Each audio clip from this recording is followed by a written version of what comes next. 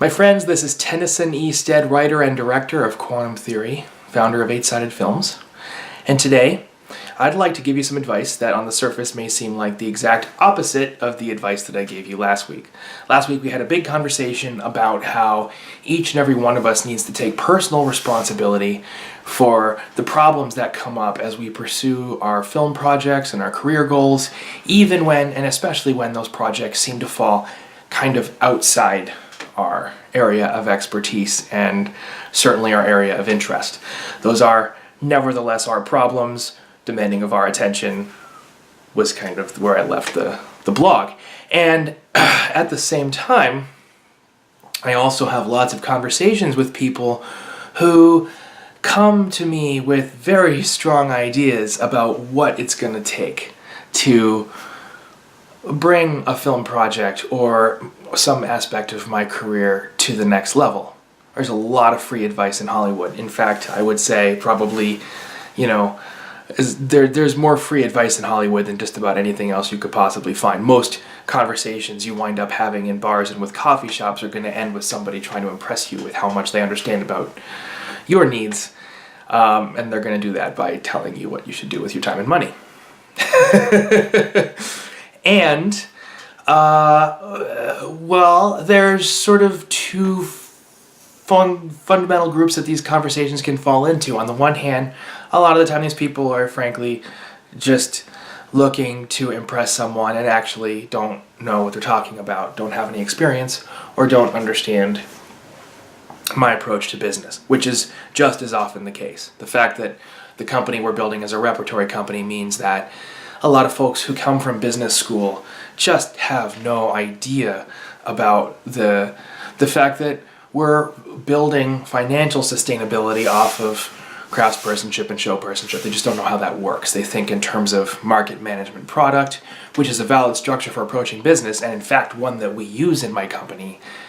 But they think they can buy all of those things instead of having to put in the work to create habits that maintain them. And that's where some folks get into trouble. So a lot of the time I'll end up just frankly ignoring advice, which is okay. But the other half of the time, I'll find that someone does have a valid point, or at least is hitting on something that can increase the value of what my team is doing. A lot of the time, the problem that they're seeing is a risk that I've handled in other ways, and that we have a plan for, but they're not wrong that the work that they're telling me to do could help strengthen the project. They are just wrong that doing that work is the most important thing that I should be doing with my time right now, because usually we have other much larger problems to solve. And this is where the conversation gets interesting, because my response to them is not to try to get them to understand how much more important all the other things that I'm doing are. Because number one, they might not. It just might be a waste of my time to have that conversation. And at the same time, they've actually opened up a more interesting direction for the conversation to go, which is that they should do the work that they're telling me to do.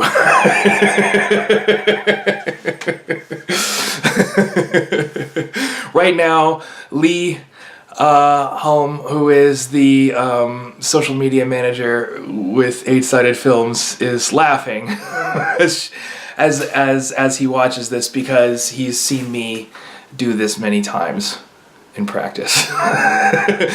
And could even be argued that that's exactly how Lee became a member of the company.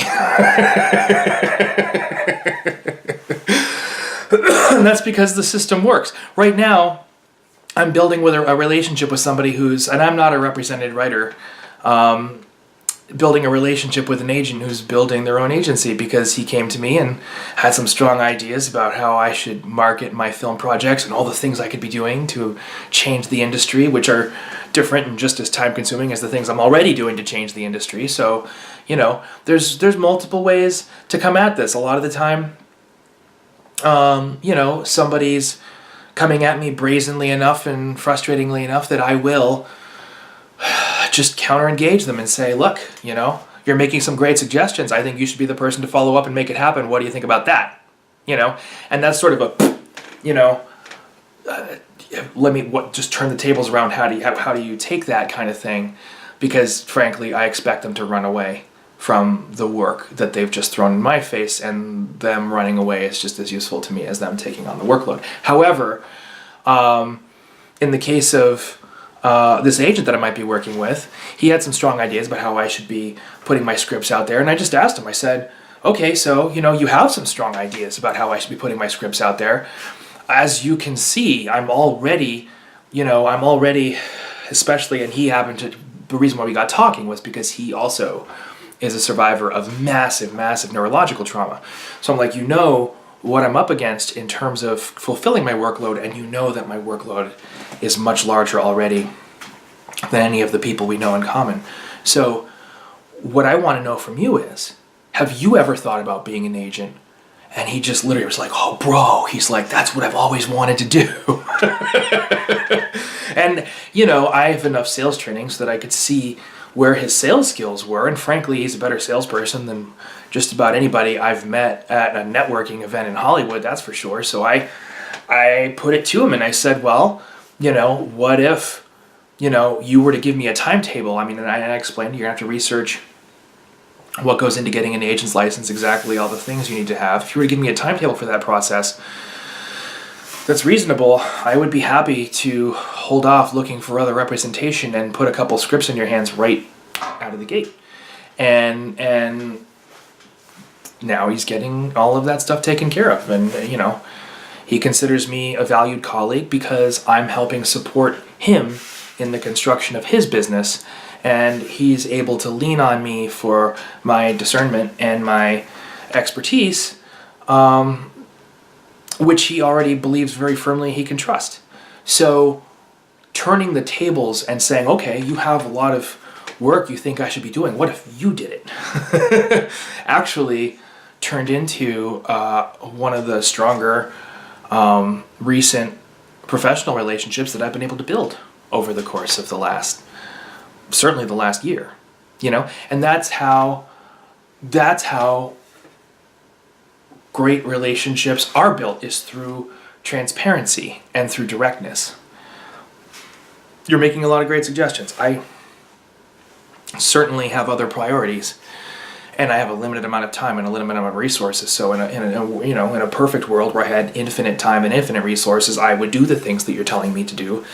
And I don't. So how's about I delegate that to you? How about that's something you bring to this work? Are you passionate enough about this to do that? And instead of making it a passive-aggressive sort of pushback, just ask honestly, what if you did that? And find out what the answer is.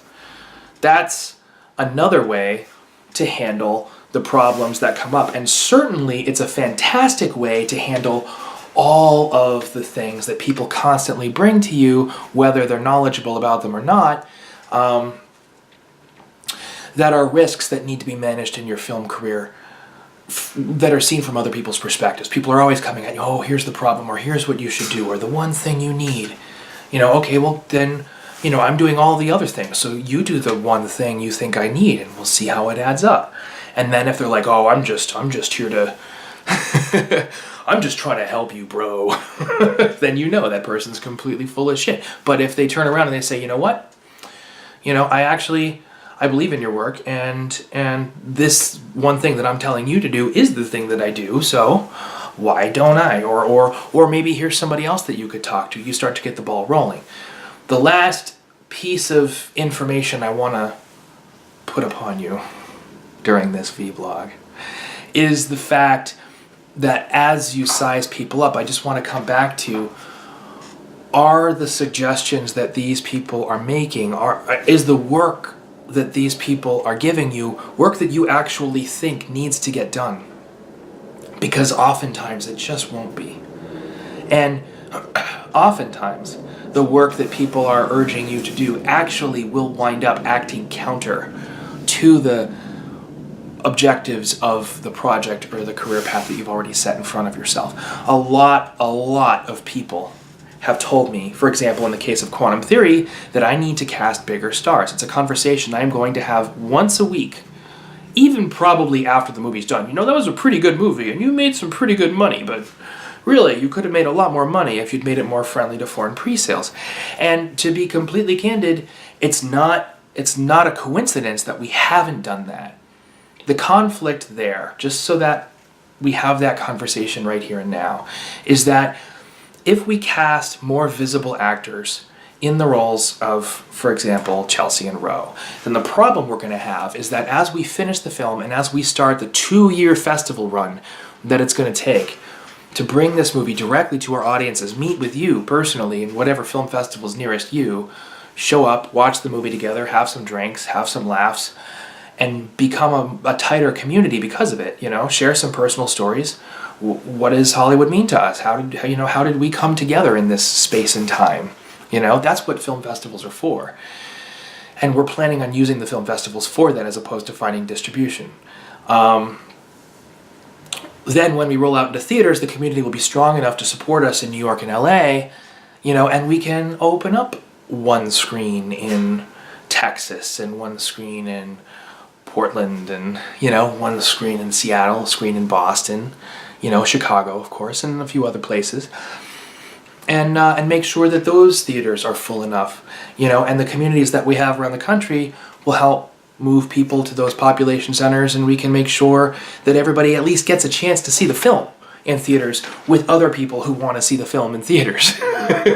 And that those groups of people can go out and have drinks or to talk about the movie, connect, because it's special when you get to see something that not everybody's getting to see, and you're walking out of a movie theater and everybody's talking about it.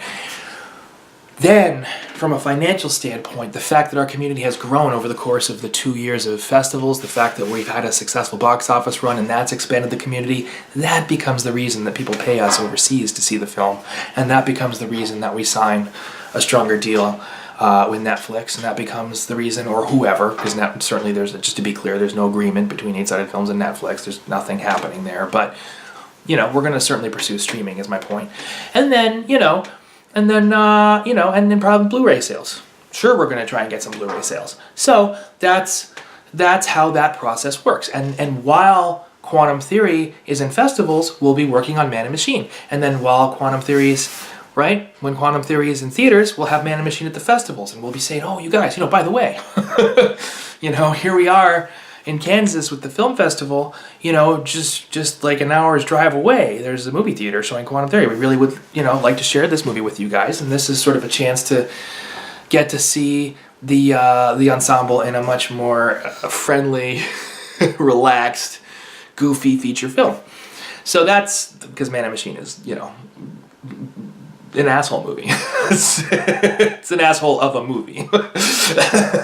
But that's for a later time. My point now is that rolling of work, nobody's available for that unless they're available for it.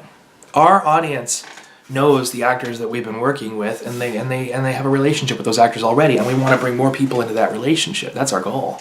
And if we go and we hire some big star that we can pre-sell France on, then we just flush that relationship down the toilet. And more importantly, we're bringing somebody in the movie who can't make it to Kansas twice, right? To screen the movie for whoever is willing to show up, and whatever little paper, is in that town. If there's a geek zine or some website that's run by a college, we want to be there for those people. Those are the people watching the movie. And that time of somebody who's getting paid just to be in movies because it makes movies more easily financed.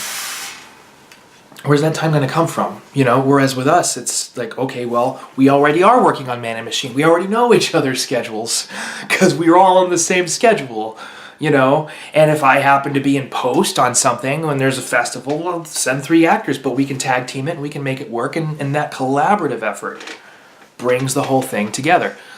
Because that's the case, I am constantly getting bad advice. Well-intentioned, certainly justifiable in most cases, nevertheless actually destructive to the 5 years of work that have already gone into this movie. So I don't need that person to go and find me a star. I don't. And you need to be clear about your goals. As you start taking this little gem of advice that I'm giving you, you need to take your goals into account every step of the way, and most importantly, you need to understand how your goals work.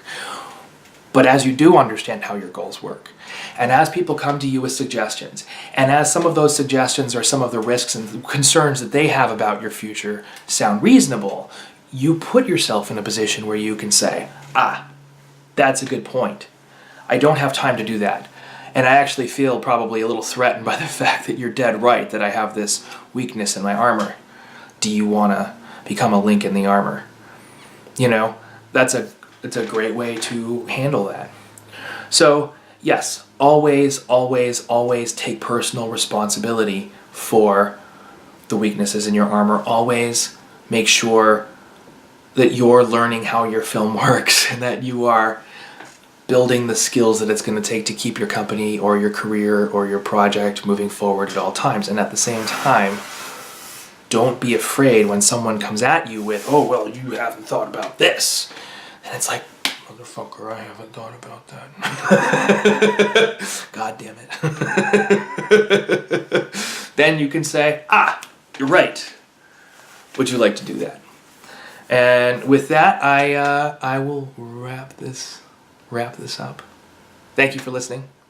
Lee, thank you for editing off. I had a couple false starts on this little John, so let's round of applause for Lee.